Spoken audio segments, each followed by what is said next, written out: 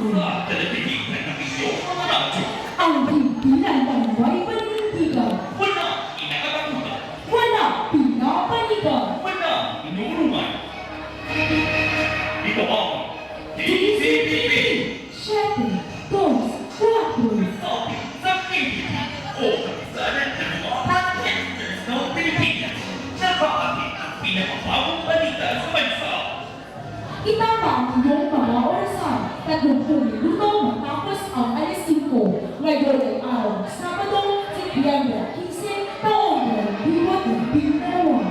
Magandang hapon mga karating. Ito si Brian Pulitoy At ito naman si Trixie Rodriguez.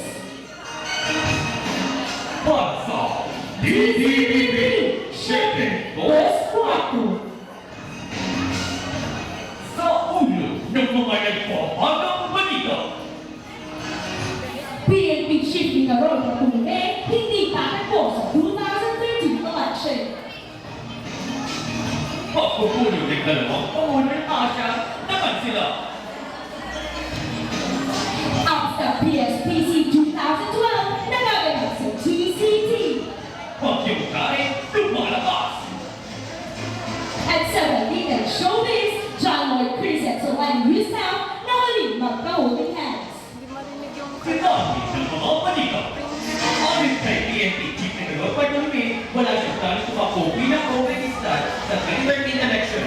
Sa kanyang lubutin ng kanyang retirement matapos ang higit na 3 na taon na servisyo ng publiko.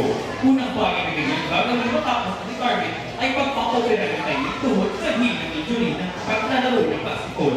Nakatakta ang kanyang pagretiro sa mga susunod na taon. Ito si Brian Pulitoy, nag-uulat para sa DCTV 7 Photo.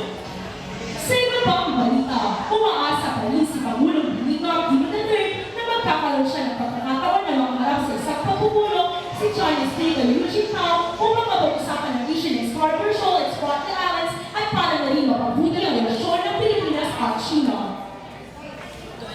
Basta ESTC 2012, nagkapinan sa DCT. Kaugnay ng balitang ito, narito si Justin Santos, nag-uulat. Justin, Salamat Brian. Kasalukuyan, narito tayo ngayon sa Dominican College of Manila kung saan nagkapanap ang PSPC o Private School Press Conference. Naluhan ang ibig sa libang mag-aaral mula sa ibang mga Nepalese eskwelahan sa Iraq Province. At yan ang ating nakalang informasyon dito sa DCT. Ito si Justin Santos Bilisan pa nila. DCBB 724. Tutulo! Bagyong Karen lumalakas. Sunday Cruz at Soleil up, nahuli magka-holding hands. Samantala, magbabalik ang DCBB 724 matapos ang iyong paalam. Oh, Brian, bakit ka nagtatapon ng basura sa ilog? Ano ba ate? Wala akong makitang basurahan. Hindi mo ba alam na pwede magtingan niya ng pagbaha? Oo naman, te. Sorry nga po pala. Katapon ko na po sa tamang lagayan ang aking kalat. Mabuti naman tuwan mo, Brian.